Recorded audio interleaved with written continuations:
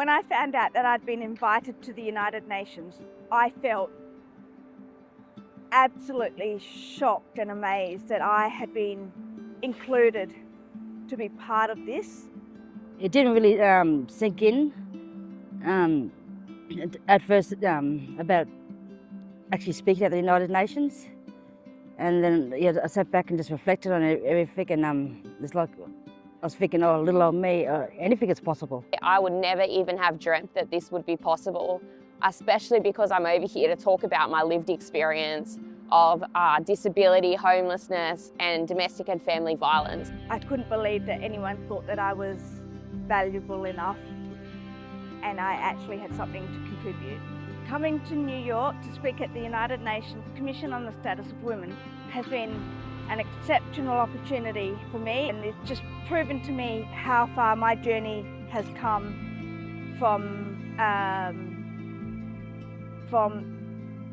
basically from my brokenness, I guess, but also from my advocacy. So this trip means it's really big for me, because it means my voice will be heard like on a global stage, which is ginormous. When I first came to America, I was expecting to see especially the disability side of things, to be quite advanced and a lot more accessible. That was a really big eye-opener for me, to see that it's totally the opposite, and that being an Australian resident, that we're quite well advanced with disability access and inclusion, and that's not really a thing that's happening here in America. So my first impression of New York was just overwhelming, like just the buildings, the lights, and just the people. It was just a bit beyond disbelief, I think. You know, they certainly are the city you don't sleep, and it amazes you on how it all it works. Then, as I've been here, I've seen a lot more of what it's actually like to live in America through visiting like the housing projects that we've seen, and through talking to people that live in America. And the glitz and glam fades away because it's so expensive to live in this city, and they don't have access to healthcare like we do. You know, being here, it's surreal. You know, it's really very surreal. Yeah, it's been a long life. It's been a really long, hard life, and being here and doing this, I've shared a lot of myself publicly. I've shared a lot of my story publicly, but this is something that I haven't, that I've kept. So it's been a long road. You know, being at this forum, I have hopes that people will have an understanding of what it's like to, you know, be a woman with disability, and you know, a young woman with disability, and what it means to use the right language, and you know, the importance of the words we use and the things that we show, and why it matters. Because you know, if you can't see yourself, or the language doesn't speak to your experience, then you can't reach out for help. Stepping up to the microphone at the United Nations felt like stepping up onto a diving board. You know, that 10-metre platform, and you know, it was that big leap of faith, reaching out to the world to put my own story out there. I feel so privileged. I feel like it was such an honour that someone was going, that not just someone, that the world believed in the value of my story. Yeah, so yesterday, getting up on the stage and speaking in front of everyone was really confronting and much harder than I kind of expected. No, actually I did expect it to be hard, and it was just as hard as I was expecting it to be. Seeing a different part of the world has made me really grateful as well for what I have back home in Australia, and having people that want to hear what I have to say and that believe that what I have to say is important, and seeing the change I can create in an international platform has really empowered me to be able to continue to step into these spaces and be able to speak the truth that needs to be heard to power in these spaces. You know, the message I really want to share is that You can't judge what somebody's been through in their life by looking at them. The clothes they wear, the words they use, the way they project themselves. You know, we all wear different masks in our lives, and we all cover what we've been through in our lives in different ways. And to never judge anybody by what you see, because you never know what they've been through.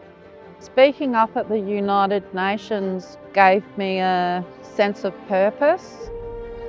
I feel that was a really pivotal point for me to get not just my story, but a message of awareness and raising hope for other women to have their voices heard collaboratively through my story.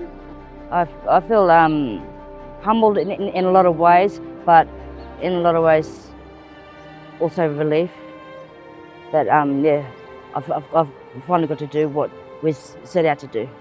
I could see people were responding to what I was saying. People were emotional in my speech, and I knew that I was speaking on behalf of so many other women, and I felt a lot of privilege, but also a lot of responsibility being in that space. And I feel my voice was heard, and that for me was why I came to New York. The single most important thing that I have learnt from this is to listen carefully. Listen to everyone in the room, because we are all in the room and at the table for a reason. We all have a story to tell, and we all need to hold space for each other. My hopes for sharing my story on a world stage are that people would see a person behind a statistic, that people would see that the policy decisions that they make affect women. They affect women like me. They affect people. I'm a human being. I have human rights. I stand here at the United Nations backed by conventions that show that. But when you see a person behind a story, they offer different insights into that. I can tell you what it's like to go through those experiences, and I can also show other women what it's like to come out the other side. We went to visit barrier-free living, and I loved the model of care that they had, and I think that that is something that Australia needs to look at. They have a model that exemplifies excellence, and there's so much learning that Australia can implement. I feel Australia can improve in women's homelessness by actually including lived experience women in their frameworks, their co-design, and just the work that they do at strategic and policy level. We need more lived experience women in these spaces where decisions and policies are being made. That's what I see we need to have more of back in Australia. I think the most difficult thing is to find secure, stable, long-term housing. And the housing market in Australia is just off the Richter scale crazy at the moment. What I'd say to a policymaker back home was be genuine about your approach and do that deep listening, and have the individuals at the table to understand their perspective of what it's like to actually live on the street. Women with lived experience